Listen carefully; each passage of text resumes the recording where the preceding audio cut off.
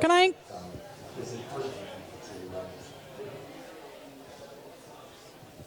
Can we have this one on so I can tell people to sit down?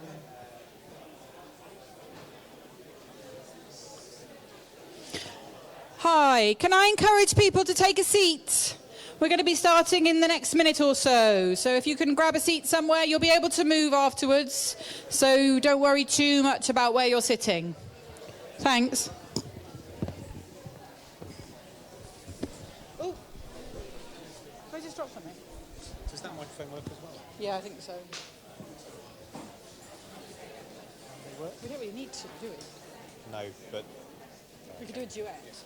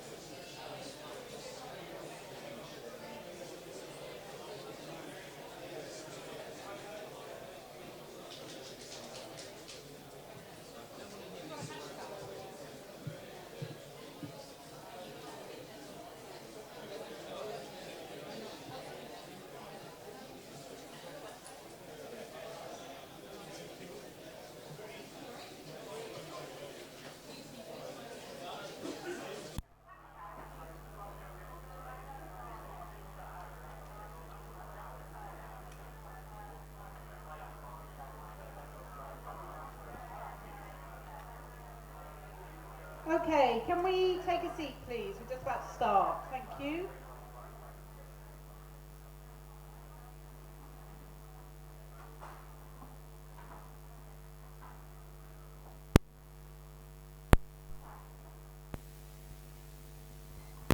Look at that. What an obedient lot you are. Wasn't expecting it to be quite so immediate. Fantastic. Thank you, everybody. Welcome to the Trinity Centre and welcome to our third Green Capital Quarterly Partnership Gathering of the year, of our Green Capital year, indeed. Just so you know, I think we are being live streamed, whatever that means. We're being live streamed, which is going to go out on the Twitter handle. So, you know, don't do anything you'll regret later and all that. We have a hashtag. Look at me being incredibly together. We have a hashtag GTP. Sounds slightly like a toothpaste, but it isn't. It's the Good Transport Plan. So hashtag GTP if you are a tweeter at all. So, shall I do the boring stuff? Lou's are at the back. There are green signs all over the place where you need to go if there's a fire, either side of the stage and at the back. So I'm sure there won't be, but keep your eyes and ears open. Welcome anyway, everybody. My name's Liz Seidler. I'm the current chair of the Bristol Green Capital Partnership, and you're extremely welcome here today. We're going to get straight into the Good Transport Plan very soon, but I just wanted to give a little tiny bit of context before we dive straight in. As many of you know, some of you are very involved with the partnership, and some of you, this might be your first event. It's been a really, really hugely eventful year, both for the city, of course. It's our year as European Green Capital. The eyes of the world have been on us. But also as a partnership, it's been a very exciting year for the partnership. Our membership, as you know, has gone through the roof, where I think we're getting close to 850 member organisations now. And perhaps more importantly than that pure figure is the level of participation. That's the bit I'm most excited about. The level of participation in the partnership is completely transformed in the last 18 months or so. We have so many different people involved in so many different activities. It's truly inspiring to be sitting here in this very privileged position of chair and seeing that happen in the last 18 months or so. There have been a huge number of events as well during the year. Obviously, many of them to do with the big Bristol 2015 year, but also the partnership's number of events, number of activities that are going on through and with the partnership and our many member organisations has been very, very exciting during the year. The other thing that's really, really concrete about it all is the number of projects and collaborations. The processes that have gone on this year have resulted in an extraordinary number. We're just trying to evaluate some of that now, but an extraordinary number of new projects emerging, collaborations between organisations that would never have considered working together before, achieving more together. I sound like a politician, but I don't mean to. I really feel passionately about the opportunity that the partnership provides for people to find other people and other organisations who can help them achieve even more than they might have done on their own. And this year has been a fantastic example of that, right the way across the spectrum, from tiny grassroots organisations doing small projects in very local neighbourhoods, right the way through to big city-scale projects that have happened through events like this and many, many others, and aspects of the partnership that help people to find those people who can make the biggest difference to their vision and their plans. So it's been an extraordinary year. As many of you know as well, we're in a period of evolution really for the partnership on many, many different levels. We're trying to find much more, ironically, sustainable, financially and resource sustainable model for ourselves so that we can last and support the city well into the future after the razzmatazz of 2015 has died down. And part of that evolution is changing a little bit how we work and trying to work at many different levels. And for me, today's a really perfect example of that sort of new type of working. This transport plan emerged, the idea of it and many of the ideas from it emerged through some of that broad participation I mentioned earlier with the Transport Action Group. And it was increasingly clear as all of those different organisations, businesses, city council, community groups all came together. It was really clear there was an awful lot of desire for action, but there was also this need for it to be a bit more strategic. The work of civil society, as we put it, by which we mean everybody who isn't government, needs to be a bit more joined up. We need to work together in a much more shared visionary way in order to be able to add more to the great work that also does happen in that government space. How can we as civil society do more, and how can we think a bit more strategically about how we work together? Sustrans, who are our big partners and very much leading the work on the Good Transport Plan, they've been working with some of the other really big players. We've got the first group here today, we've got the City Council, we've got many other of those people who've got some of those largish levers in the city to transform transport. But they've been using this opportunity and the networks that the partnership provides to really reach out and make sure that this plan isn't just for those big players. It's also about what can each of us do, what can our organisations do, what can our communities do? How can we make it a real plan for and with the city and the citizens? So I think it's a fantastic example of where we're trying to get to. How can the partnership support those bigger players to work together and more strategically and more collaboratively and, on those really big knotty problems that sustainability provides for us? But also how can they use this extraordinary organic network that we've created, the biggest green city network and partnership in the world, we believe. No one's denied that. We've said it quite a few times now, so we're sticking with it. How can we support the connection up of those big strategic players with this exceptional level of ecosystem across the city of organisations like your own doing extraordinary things? We're very excited about this evolution. It's really starting to come together, and we'll have more news, I hope, at the next time that we meet before Christmas. I just wanted to add one thing before you all get really stuck into giving your feedback and your ideas and your input into the plan.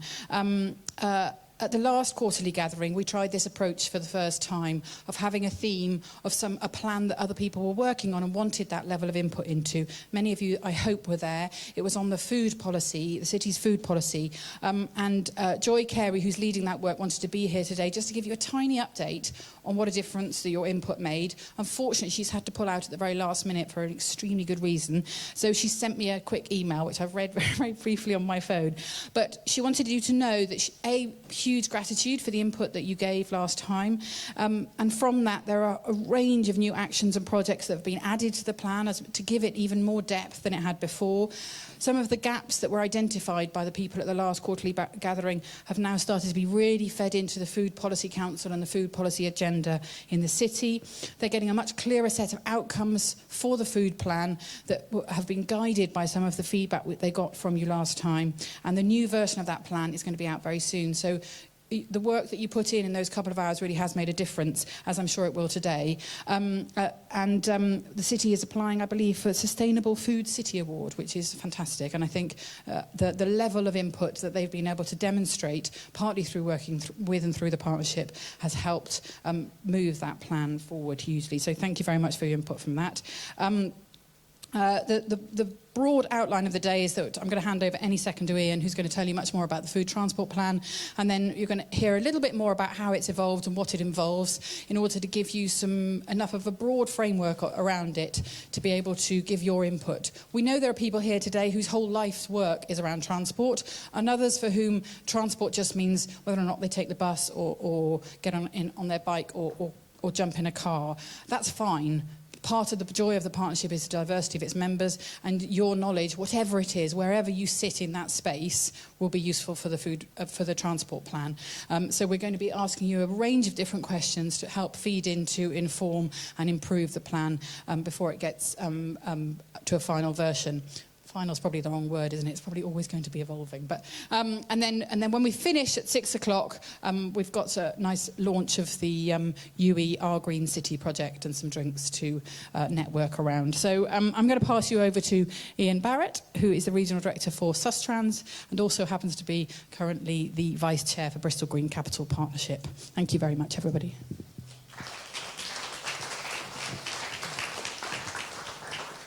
Thanks, Liz. So I'm just going to give a little bit of a background to the Good Transport Plan and how we've got to where we are today, and then pass over to Nina to tell you about the work that she and her team have been doing to go out and talk to people throughout Bristol about the plan, what's in it, and where we go from there. So this goes back almost 2 years now to a meeting we had back in February 2013 when the Transport Action Group was just kicking off, and we had people there from a whole range of organisations across the city. Sustrans has run the project on putting together the Good Transport Plan, but this is very much on behalf of the Transport Action Group. And some of the people that were there at that very first meeting are here today. Some of them have stalls around the room. So people like Poppy from Life Cycle, the Bristol Ferry Company, Playing Out, were all there at that first meeting and very much a part of the whole process of putting the Good Transport Plan together. The council were part of those discussions and fed in, the West of England Partnership, Bus Group. So this is very much a partnership document where a lot of people have put in different aspects of the story, and I mustn't forget to mention the Friends of Suburban Bristol Railways who've been active in this, and a whole host of other people as well. So this is very much a group effort. And one of the first things which came when we got together in that first meeting, we said, what do we need to do about transport in Bristol? There's a very strong, coherent picture actually right from the beginning. We started off by talking about how divisive an issue transport in Bristol is. It was right at the height of some of the discussions, campaigns about Metrobus, all kinds of antagonism between different groups. So, you know, the cycle campaign wanted one bunch of outcomes, the walking lobby wanted other things from it. And what we very quickly agreed, actually, was we wanted to get away from different groups of people arguing for different things, and, you know, the car lobby arguing that we shouldn't have bus lanes and cycle lanes. And we wanted to get away from all that and set out a positive vision for transport in Bristol and how all of what we wanted to do was part of making Bristol a better city.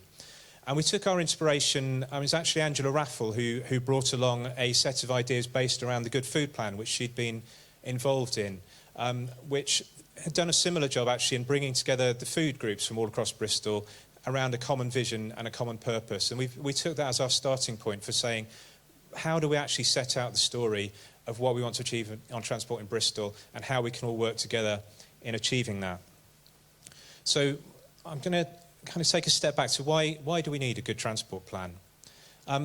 Many of you will know that Bristol is one of the most congested cities in the UK when it comes to transport. TomTom made us the most congested city a couple of years ago. We got better since then for various reasons. That congestion has big impacts both on the health of the city. Hundreds of people each year whose lives are seriously affected by long-term exposure to air pollution and deaths as a result of that. Big economic impacts, £350 million a year caused by congestion. Some estimates say it's up to 600 million. That's growing. Air pollution, I've mentioned already, sorry. But there's, and just the hassle of getting around. Actually, getting around the city should be fun, but actually that's not the experience of far too many people in Bristol at the moment. And we know that the challenge is going to increase because we've got a growing city over the next few years. By 2023, the population is expected to grow by something like 20% around the Greater Bristol area. And we've got enterprise zones going throughout the city, creating new jobs, and that's estimated to be another 70,000 jobs. So not only do we already have very congested streets, which are having economic impacts and serious health impacts, but that problem's going to increase as the population and the workforce grows. So that's one of the reasons why transport is one of the 5 key themes for Bristol 2015 this year, and something which we really need to tackle to live up to that title of Green Capital. So how are we going to tackle this? If we've got streets that are full already and a growing population and a growing workforce, we're not in a situation where we can just build extra roads. Certainly not in the city centre, not in the medieval part of the town, not in the old city. And actually, if we built roads, we know that just leads to extra people driving and more traffic and more congestion. So we need to find ways of making better use of the road network that we've already got.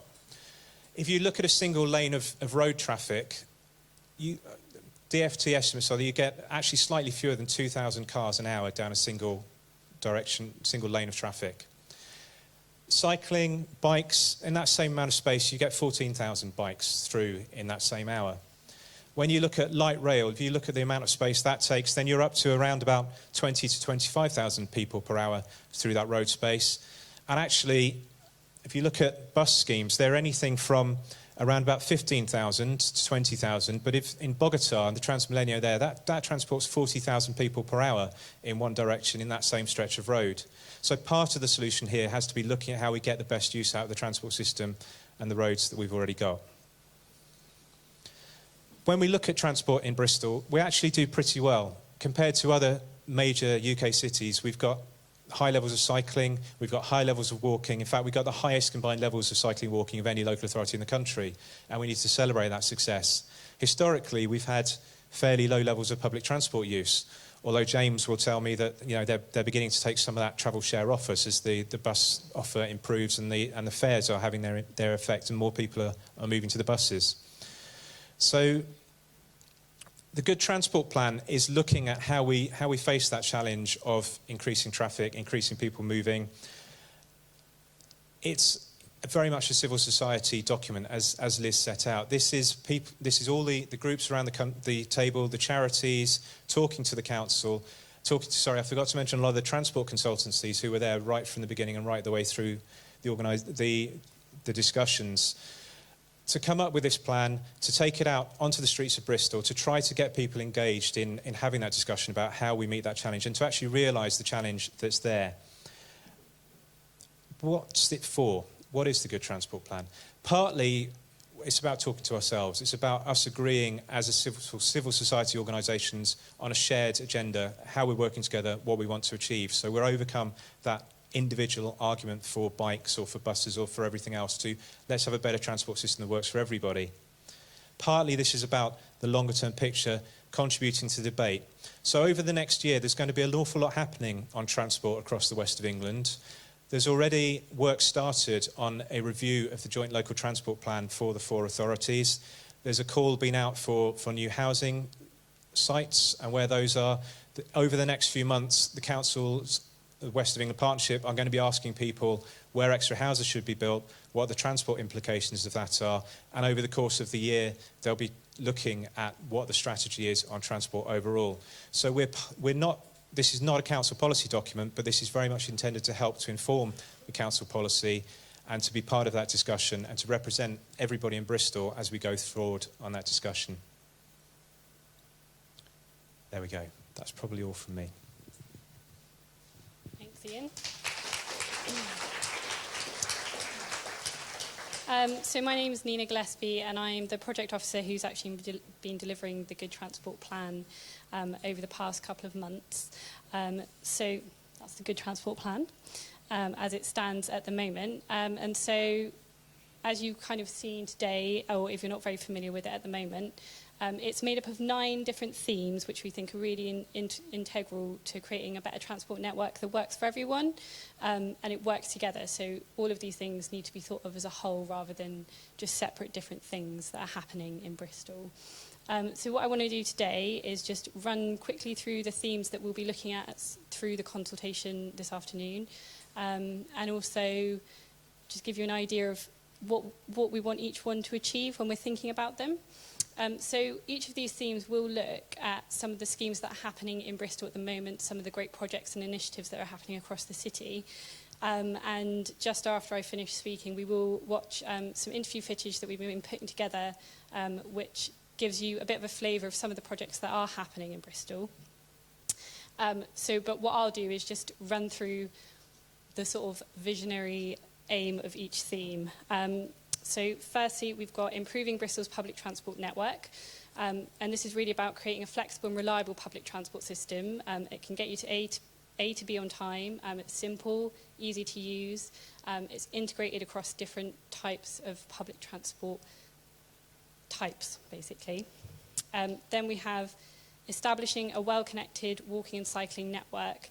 And this is really about working towards a comprehensive walking and cycling network, making door-to-door journeys a reality, so connecting up cycle routes that at the moment might be a bit disjointed, making sure that people who are walking have a clear understanding of where they're going, through signage or clear pavements, just making sure that routes for those walking and for those cycling can just be made really simply. Then we have increased the use of low-emission vehicles. And this is really about increasing the proportion of buses, of cars, of people using fleet management systems to make sure that a high proportion of those use ultra-low emission technology. And also making sure that there are a number of accessible charging points across the city for those vehicles that are gas-powered or electric. There is obviously some work already happening in this area, which we'll hear about in a bit, but just to make sure that this keeps developing. Then we've got reduce the number of heavy vehicles on our roads. So this is really about improving the coordination and consolidation of freight that comes into the city to make sure that we don't have so many heavy vehicles on the roads, but also making sure that our roads are safer. So by reducing the number of heavy vehicles, that they're going to pose less of a risk to those walking or cycling who might feel a bit threatened by heavy vehicles. Then we've got create a living heart for Bristol. Now this is really about establishing quality public spaces by diverting through traffic to make sure that they're an open space that is open to everyone, that can keep our city centre thriving, that businesses can use, and that become destinations as well as thoroughfares for people to use. So really just creating spaces that are more people-focused. And then on a similar note, but slightly different, is working with communities to improve their residential streets. And this is to make sure that we're working with local communities, with the neighbourhood partnerships, to make sure that individuals within a community have a say in how their streets are designed, be that to reduce street speeds or to put in traffic calming measures that create community spaces that people can use. It's just about getting people thinking about how they might want their street to look and how they can build a community around that as well. And then we also have create flexible and sustainable travel options for employees. So this is really about helping employers give employees the flexibility they need to either work from home, to come in a bit later or earlier, if that helps them to travel more sustainably, but also to getting the facilities in that they need to travel sustainably. We also have supporting children travelling more actively and sustainably. So this is about giving children the opportunity to scoot, to walk, to cycle, be it to school, be it for their everyday journeys, and also just to get them playing outdoors. And this is going to be great for their health, and also just getting more vehicles off the road. And then finally, we've got make sustainable transport an easy and enjoyable choice for everyone. So this is really focusing in on the behaviour change and making people understand that we can change the culture of travel in Bristol so that people see, say, walking or cycling or catching the bus or jumping on a train as the easy and simple option that doesn't take any extra thought or any extra effort, and just getting people really thinking about how they can do that. So with the Good Transport Plan, we've been consulting since about June, quite seriously with individuals, with communities, with a number of different organisations from both the Project Liaison Group, which is part of Bristol Green Capital Partnership, and a number of other key organisations across Bristol, to make sure that we get the feedback that we want, to make sure that this document is exactly how we want it to be and that we're getting input from everyone. And that is also a big part about what this event is about, making sure that we're shaping the document based on the views and opinions of organisations here. Here's just some nice pictures of us consulting at events. A lot of the work we've been doing with individuals and communities is going to neighbourhood events and asking them to complete surveys. There's some of our lovely volunteers who have also been helping us to do that. And so far, we've had 576 online responses, and also spoken to over 600 people. Some of them have had some more interesting ideas, such as a ski lift for bikes to get up the hills in Bristol. But then there are other more practical considerations that people have thought about, such as improving pedestrian crossings, integrated ticketing across public transport, and a lot of other things that we think the Good Transport Plan does already encompass. So it's really, really good news to be spoken to so many people already. From now until the end of the year, this is kind of the plan. We'll continue consulting until the end of October. And then throughout November, we'll redraft the document based on all of the feedback from this event, from the consultations with communities after speaking to organisations and businesses, make sure that that has all been incorporated into the plan, and then work with designers to make sure that it's ready for publication in a final, beautiful format. And then we'll be launching the plan online and in print in December. So that's kind of mapping it out at the moment. So now what we'll do is just show you this interview footage that we've been putting together, which will give you an idea of some of the projects that are already happening to make this vision a reality. And then we're hoping that we can use this footage at a later date to create some short promotional videos to really put forward the work that Bristol Green Capital Partnership has been doing as well. Thank you.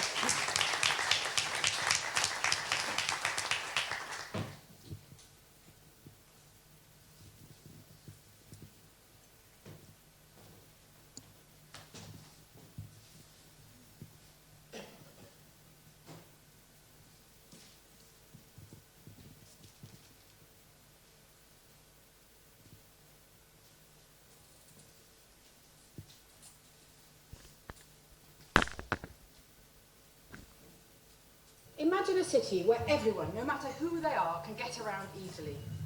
A city where it's convenient, it's affordable, it's accessible for each of us to get from A to B whenever we need to. That reality is beginning to happen in Bristol, where individuals, communities, businesses, organisations and governments are beginning to play their individual parts in making that a reality. There are inspiring projects everywhere we look, and this film will begin to give you a taste of that, of what could happen in the future. Road transport is the main contributor to air pollution in our urban areas, contributing as much as 90% of air pollution in urban areas in our towns and cities in the UK. We used to think that it was around 29,000 deaths a year caused by air pollution, and in Bristol that equates to 188 deaths a year. Some new research that's been done in London actually suggests that it could be more than twice as much as that. So yeah, we could be thinking about something that's on par with active smoking in terms of the number of deaths per year, just from air pollution, from road traffic. So on the one side, we want to put people to think about their behaviour in terms of reducing their impacts on air pollution, but we also want to think about how they manage their exposure to air pollution as well.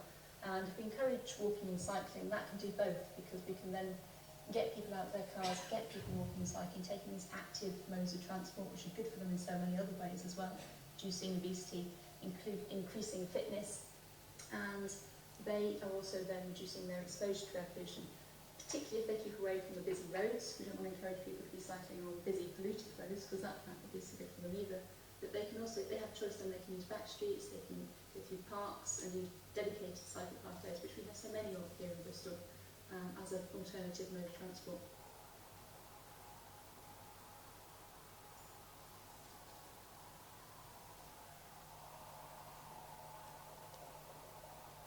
Our aim is to improve the quality of life in the central area of Bristol by diverting through traffic away from the city centre and reclaiming public space for walking, for cycling, for work, for pleasure, for people, in other words.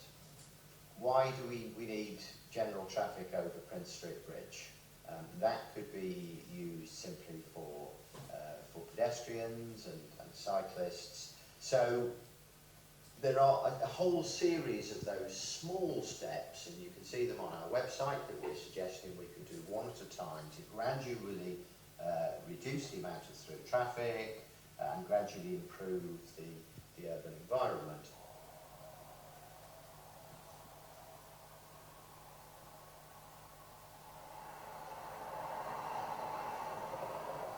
There's a really good infrastructure now because of Source West. There's 100 charging points around the city that enable people to bring their cars into the city when they can't walk or cycle.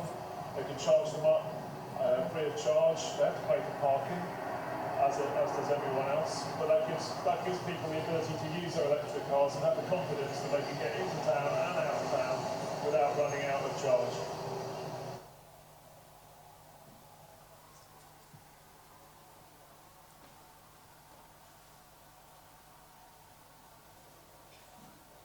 The transport challenge we have here is around driving and tackling congestion and air quality against a rising, growing population, which I think is one of the big challenges we have as a place. We know we're transitioning. It's a question of how we do it and how we do it in a way which certainly doesn't disadvantage or give businesses challenges by which they continue to operate, but actually provides better means for them and their staff to function. We've got a massively creative place here, and I think we need to use all the different ingredients. And it doesn't have to fall all just squarely onto the councils, I think, as to how we champion transport travel, and how we, in some ways, there's more of a bottom-up movement and way of, I suppose, encouraging people to think about how they get to work in the morning, how they get to school, how they get their children to school, how they decide to go out and see those customers, and what's an acceptable way that works for them,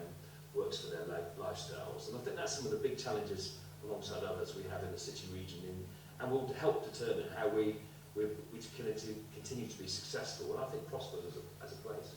North Bristol Suscom is a group of employers based in the north of Bristol that are working together to try and promote and encourage their employees to travel by sustainable transport to and from work. So our businesses are trying to invest in quite a range of things to help their staff travel more sustainably. So we're working very closely with the local Sustainable Transport Fund to help our employers access match funding to provide showers and lockers for staff who cycle or run to work.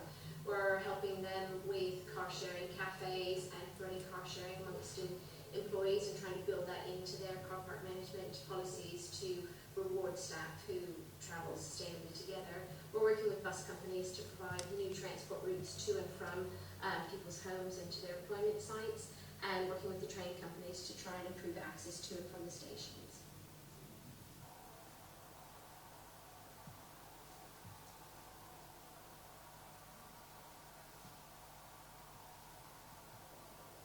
When I go to meetings in Bristol, I always take my tin hat with me, because buses aren't always the most popular topic, and people often have experiences to impart which aren't always the most positive. But actually, the story that we have here in Bristol of 25% more people riding on the bus this year compared to last, and over the last couple of years, enormous growth therefore, which tells me that buses are actually more important than they've been for a long time in the life of our city now and in its future. The good transport plan for Bristol it's just got to be good news, hasn't it, from our point of view as one of the major bus operators. It's about, for me, getting people the right options so that they can choose wisely and happily and be able to get around their city in a civilised way at the times they want, when they want it. Now, as I said, that means access to the city's streets and it means convincing society across the board, really, that they make space for us to operate reliably. And so we're really delighted to be part of this, and we look forward to this plan being a foundation for real change and making Bristol into a city which is, as it is already, I think, in the lead in these sorts of matters.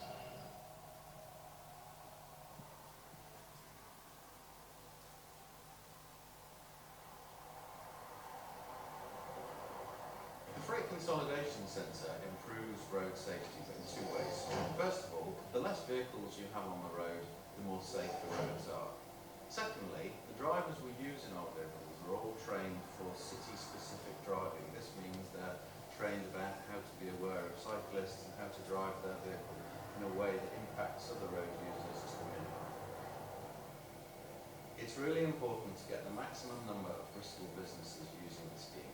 The more businesses that use the scheme, the less vehicles there will be on Bristol's roads. At DHL, we're very enthusiastic about this scheme in Bristol. It is, however, still relatively small. We would like to make it as large as possible on the basis the larger this scheme is, the less vehicles we'll have on the road. For every letter that Valley Post delivers, we save 7 grams of CO2 from being produced. So roughly in a year, our current volumes, which we're anticipating will hopefully at least double over the duration of the remaining financial year, we save roughly 6 tonnes of CO2 from production every year, which equates to roughly 48,000 kilometres of vehicle miles, based on motor transport industry's estimates of motor vehicles emissions. Obviously, for every letter that we take from Royal Mail, that's another letter that they are carrying. In 2012, they estimated in an environmental presentation they gave that they use roughly 200,000 tonnes of diesel a year in the delivery of letters throughout the UK, whereas obviously we use no fossil fuels whatsoever. So as a direct comparison to a business which forms a huge part of the transportation industry, which is logistics, we remove that directly from that part of the supply chain. Transportation itself accounts for 28% roughly of the global greenhouse gas emissions, and urban transport specifically accounts for 8% of that. So removing as much urban transport as possible is a huge part of what we're trying to do.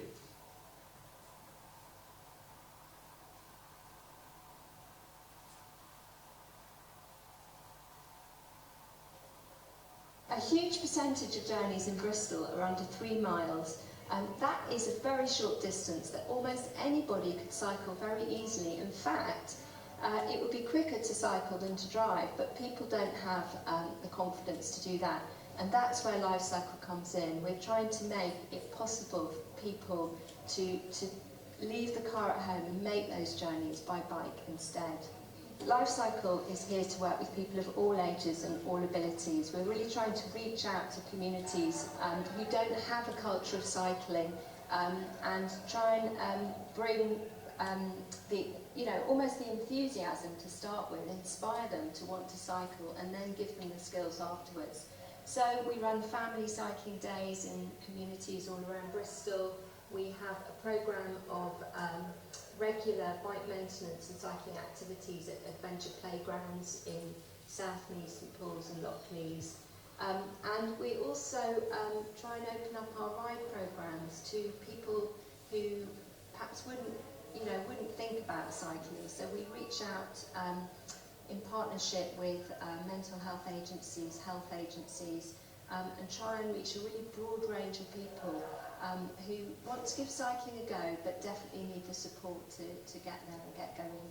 One of the key barriers to getting more people cycling is the cost of buying a bike, and so what Life Cycle is doing is we're working in partnership with Bristol Prison to refurbish unwanted bikes. So the public donate old bikes to us, and then we train prisoners, give them the skills to fix them up. And then those bikes are sold back to the community at affordable prices to help people on lower incomes get cycling. Such Trans works in lots of local primary and secondary schools to encourage students, pupils and parents to travel more actively to school. So by cycling, walking, scooting, even catching the bus, but just basically to reduce car use, to reduce congestion around school and improve the environment for everybody around school. So we want to create a sustainable travel culture so that everybody in Bristol can enjoy our beautiful city by walking, cycling and feeling safe to travel around. Reduce the pressure on our road system, pressure on the infrastructure, and make our city a nicer place to live and work.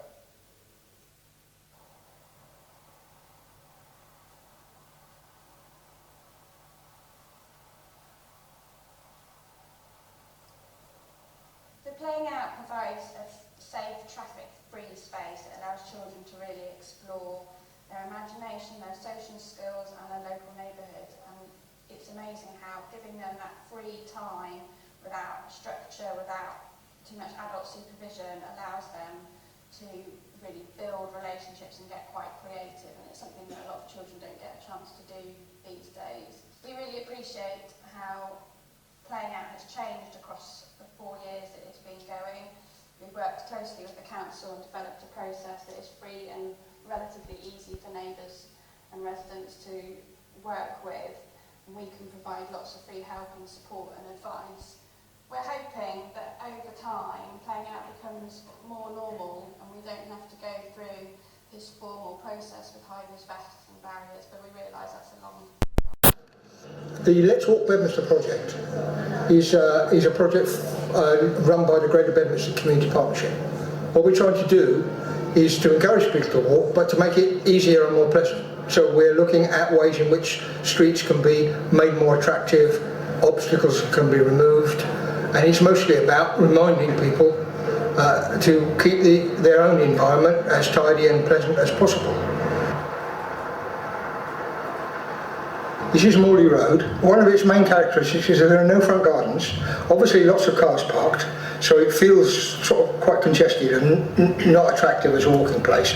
But local people are making it better by windowsill boxes and so on. There are lots more now than there would have been, say, a year or 2 or 3 years ago. And also people, although it's bin day today and there are quite a lot of bins, people by and large are pretty good now at putting their bins away. So it's becoming much more attractive as a walking place. Well, Embleton Road Sept is one of the projects we're working on at the moment, and it's a way of empowering the community to consider a subject that is normally the realms of engineers and technicians, sustainable drainage, and how you can retrofit streets with urban drainage systems that will lead to safer, more vibrant and more sustainable, more beautiful streets. Street Pockets is a project we're working on with communities all over Bristol to help them to transform public space on their streets and create a space for community, for social interaction, for play, and just to bring people back out and re-engage with the areas outside their front doors. The Good Transport Plan for Bristol calls on all of us, individuals and organisations, to play our part in making this vision of a sustainable, resilient transport system a reality in our lives.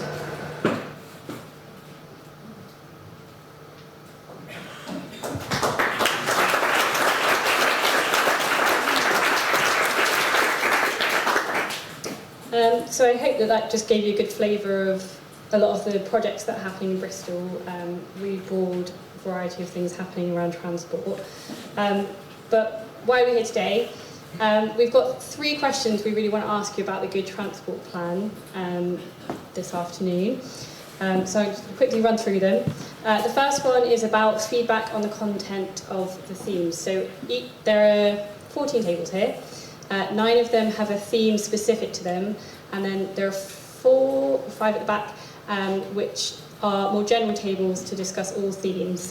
So the first question is looking at the content of the specific theme on your table, or any of the themes that you'd like to choose if you're on one of the general tables. Has anything been missed? Is there anything that you'd like to see emphasised more? Is there anything else that should be included? So what I'll quickly do in a minute, run through all of the themes so you can see where they are in the room, and we'll have 5 minutes just to rejig if you want to sit on a specific theme table. That's the only really specific question. After that, they'll all be the same for every table. So the second question is, what do we want to achieve? So on your table, you'll find a sheet that has a list of aims that we've put together, and it says what we want to achieve at the top. So what we want you to do is have a quick look at that, and then basically discuss whether you think these are the right things to be aiming for. Have they got the right focus? Is there anything you would change about them, about the language, or anything you think needs to be changed about them, basically. And then the final session is about the ambition of the plan, and how you might think you might be able to use it. So we want you to have a quick discussion in your groups about how you might be able to use the Good Transport Plan in your own organisation. And then thinking about the plan, decide how ambitious you think it is. Does it need to be a bit more ambitious? Do you think it's very ambitious? And then you'll see across the room, we have a big long line with 1 to 10 on it. So after the quick discussion, there are some little postcards on your table. So we'd like you to fill it out and just put 1 or 2 sentences about how your organisation might be able to utilise the Good Transport Plan. And then we'd like you to basically put it on the scale of how ambitious you think the plan itself is. So 1 is not at all ambitious, and 10 is very ambitious. Very ambitious, you can kind of interpret that in your own way. So very ambitious might be a really, really great thing, or very ambitious you might think it's too ambitious. But there is space on the card for you to kind of write your own comments about why you've decided to place it where it is, and any other comments that you want to add about the Good Transport Plan if you don't have a chance to discuss it. So I'll just quickly run through the themes, and then if the facilitator on that table could just stand up so people know where that theme is. So firstly, improving Bristol's public transport over here on your right. Then establish a well-connected walking and cycling network is over there as well. Increase use of low-emission vehicles. There we go. Reduce the number of heavy vehicles on our roads in the middle. That's a very popular one. You should all try and get your seat there. Create a living heart for Bristol is over there. Work with communities to improve residential streets is up at the front here. Create flexible and sustainable travel options for employees. We have over there as well. Support children in travelling more actively and sustainably is at the back. And then make sustainable transport an easy and enjoyable choice for everyone. That's also at the front. And then, as I said, there are 4 tables at the back for more general discussion.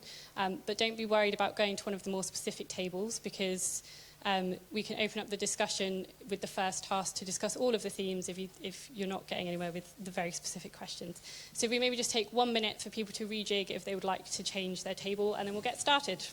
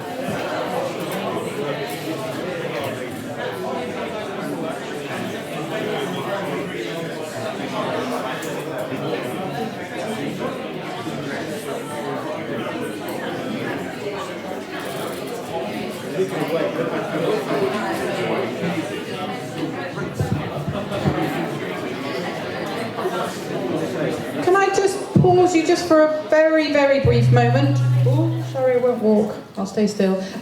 I know different discussions are going at different rates, etc.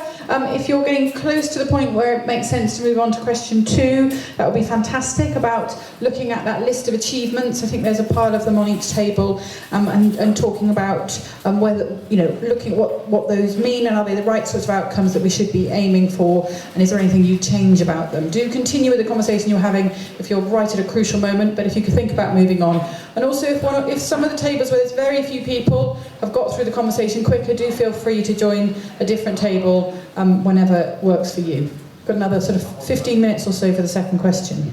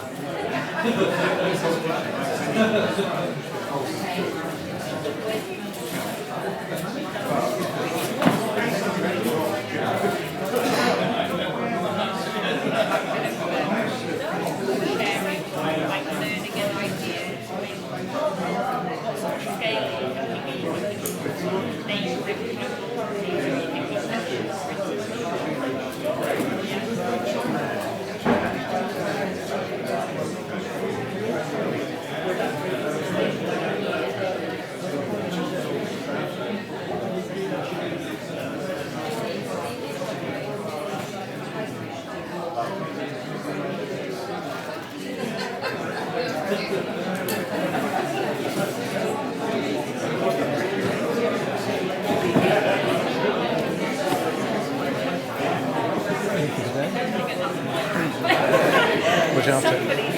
No, I'm just wondering where that view's going. That camera. Is that live now then? Oh right. Do you want to move that out of the way so you can get the room, or are you happy where it is there? It's all right. I'm just making it clear there's nothing to watch. See, the thing is, normally I'd be running that from a laptop, which means that I'd be running a chat room, that I'd be doing a whole bunch of stuff and telling people what's happening and putting labels on the screen. So do a live stream with a live stream? You may as well. See what happens.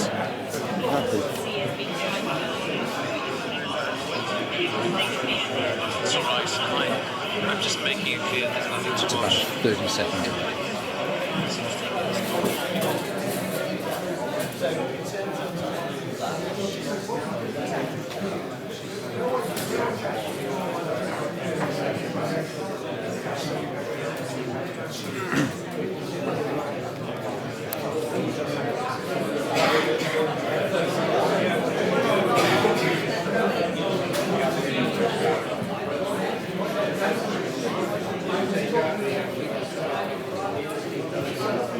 Hello there, just in case you are watching this and wondering what's going on. My name is Kyle from the Ecomedia Collective, and we're doing the live streaming. At the moment, the Bristol Green Capital Partnership are having a workshop, so there's not much to watch. But at the moment, we're not going to stop the stream, because as soon as there is anything to share with you, we will be back. But at the moment, there's no chat room, there's just a live stream. So if you need to make a cup of tea or coffee, feel free. We'll let you know as soon as there's anything to watch.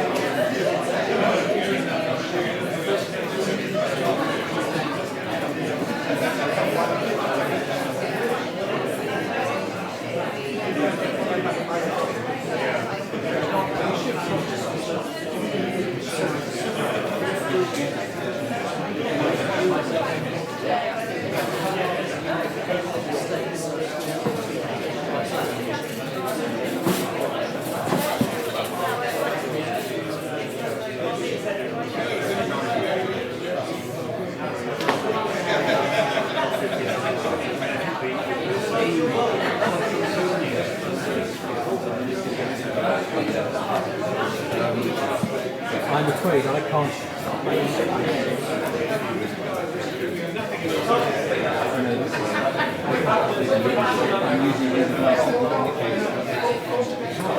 I'm using over there on that one.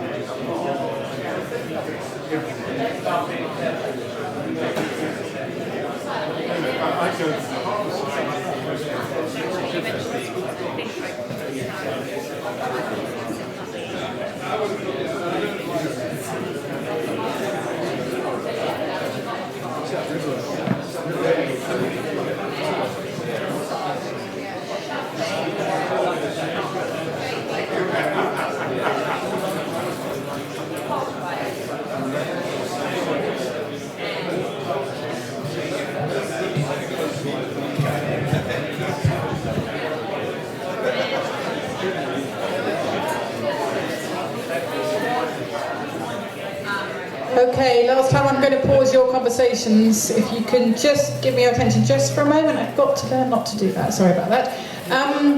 Look, if you have some freedom here, a bit of flexibility if you're right in the middle of this conversation, or as some tables haven't started actually writing down their fabulous conversations yet, please do that. But if you have got to a natural pause anyway, the third element of what we're asking you to feed in today is two-pronged, really. Are we being ambitious enough with a good transport plan? What are your thoughts about, is this ambitious enough? Is it too ambitious? Is it not ambitious enough? When you filled in this whole sheet, we're going to ask you to peg up your little sheets. There's individual ones of these on the tables, which we're asking you to think about how would this vision and the good transport plan resource be taken forward in your organisation, community or network. How are you going to use this? How can you feed into it? How can you use it? How can this increase the value of the things you're doing? What are you going to do with this and with and for it? And anything else you'd like to add about the good transport plan. So fill those elements in, along with your name and organisation and email if you'd like to be kept in touch with where all this goes. And then when you've done that, I'm told on very good authority that this long line is going to come down. I was going, how are people going to get up onto that? The dove from above. We're going to hail it down and we're going to peg them onto the line. If you think it's not as ambitious at all, please put it down here at number 1. If you think it's the most ambitious thing you've ever seen in all your life, please put it up at number 10. Ben. Can we have some more of these as well? Yes, we'll find some more of these. I'm sure we have more of those, she says very confidently. So if you want to round up your question to space, that's fine, continue with that. But you've got about 10-15 minutes now to fill these in, and then we'll gather around our washing line of vision or something and peg those up. Thanks very much.